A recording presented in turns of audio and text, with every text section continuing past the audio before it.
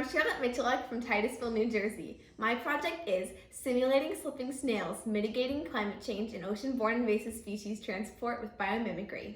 An idea came while stream team sampling in my community. I had noticed invasive species and wondered where they came from. Many crossed the ocean to arrive here.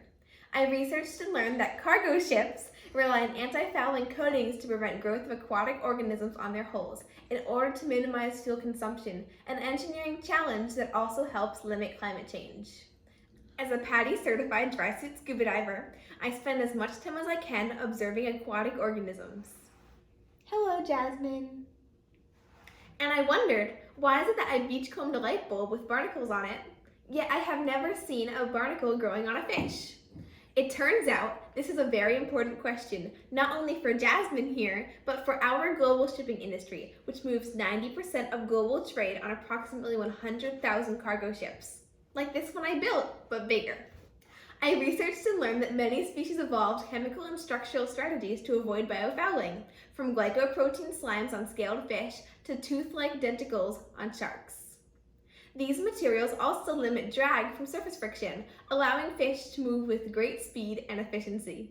In certain sharks, like the shortfin mako, the denticles have even more complex hydrodynamic properties that scientists are still studying. I wondered if ship hull coatings were designed like fish, and instead discovered harmful toxins such as cuprous oxide and zinc pyrithione, aldehydes, and ablation paints. I developed a novel hull coating using biomimicry of shortfin mako shark skin denticles. Step into my workshop and I will show you how it works.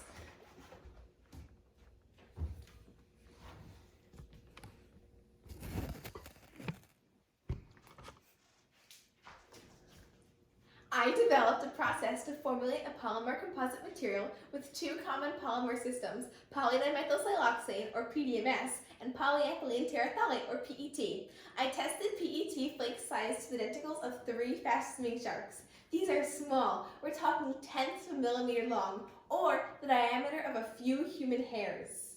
I had to design and build this special equipment to make this PET and PDMS polymer composite, and 2 test stands to measure the composite's coating performance.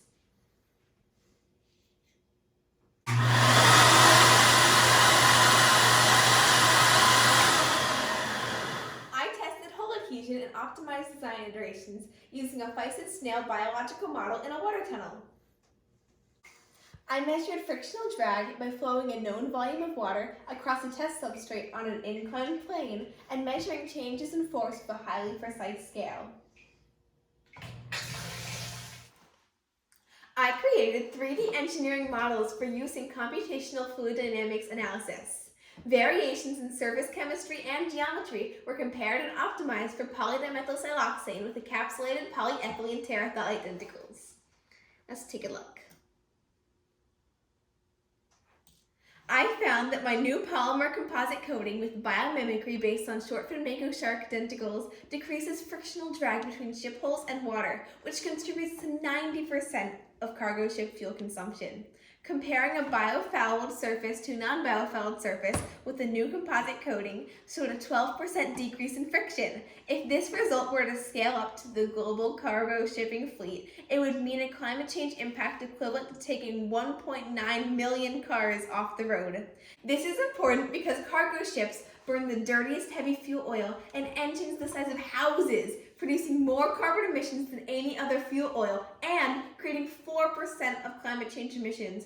This project reduces the likelihood of invasive species transport through ship hull biofouling. Invasive species have devastating effects on ecosystems and cost the U.S. economy over $120 billion per year. My hull coating, using biomimicry of shortfin mako shark skin denticles, makes cargo ships more efficient, slowing climate change and invasive species transport.